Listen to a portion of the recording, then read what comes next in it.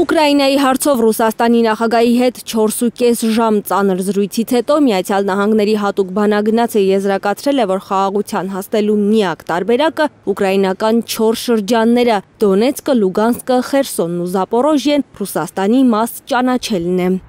Ռուսական լրատվամիջոցներն են տարածում այս տեղեկությունը, նաև այն, որ Սանկտ Պետերբուրգում Պուտինի հետ հանդիպումից հետո Սթիվ Ուիտքոֆը սկսել է համոզել Թրամփին, որ ճանաչի այդ 4 շրջանները որպես Ռուսաստանի տարածք, ինչպես արդեն 2.5 տարի է ամրագրված է Դաշնության սահմանադրության մեջ։ Այն, որ տարածքային հարցն է եղել Պուտինի ու Ուիտքոֆի օրակարգում, հայտնել է նաև Ռուսաստանի արտգործնախարարը Անտալիայում դիվանագիտական ֆորումի ժամանակ։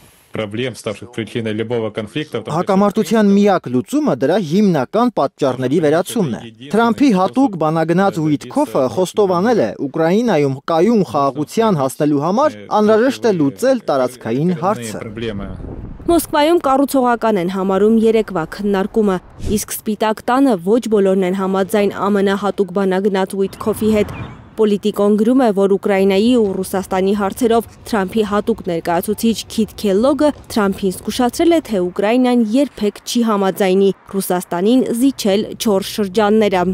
Ըստ ամերիկյան պարբերականի, հենց այս տեսակետի համար էլ Քելլոգը դուրս է մնացել Ուկրաինայի հարցով խաղաղ բանակցություններից։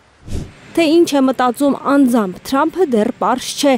բայց BBC-ի աչքից չի վրիպել, որ Միացյալ Նահանգների նախագահը այնքան էլ գոհ չէ Ռուսաստանի պահվածքից։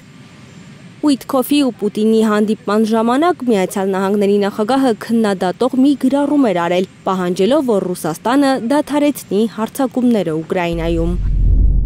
Ռուսաստանը պետք է շարժվի, ամեն շաբաթ հազարավոր մարդիկ են մեռնում այս սարսափելի եւ անիմաստ պատերազմում։ Ռուսաստանը այսօր բողոք նամակ է գրել Միացյալ Նահանգներին, թե Ուկրաինան չի կատարում էներգետիկ օբյեկտներին չհարվածելու մասին պայմանավորվածությունները, որը ձեռք էին բերել Պուտինն ու Թրամփը մարտի 18-ի հեռախոսազրույցի ժամանակ, եւ որին ի դեպ համաձայնություն էր տվել նաև Ուկրաինայի նախագահը։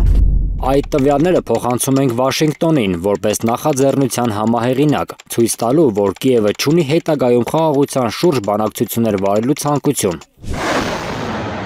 Ռուսաստանի արտգործնախարարությունը հայտնում է, որ Կիևը արդեն 60 անգամ խախտել է էներգետիկ օբյեկտներին 30 օրով չհարվածելու պայմանավորվածությունը ու օդային հարվածներ հասցրել դրանց։ Բայց մեղադրանքները միակողմանի չեն։ Ուկրաինան էլ գրեթե ամենօրյա ռեժիմով ռուսական բանակին է մեղադրում իր առանց այդ էլ շարքից դուրս եկած էներգետիկ օբյեկտները թիրախավորելու համար։ Հասմիկ Սերոբյան, Նորայր Հակոբյան, Հայլուր։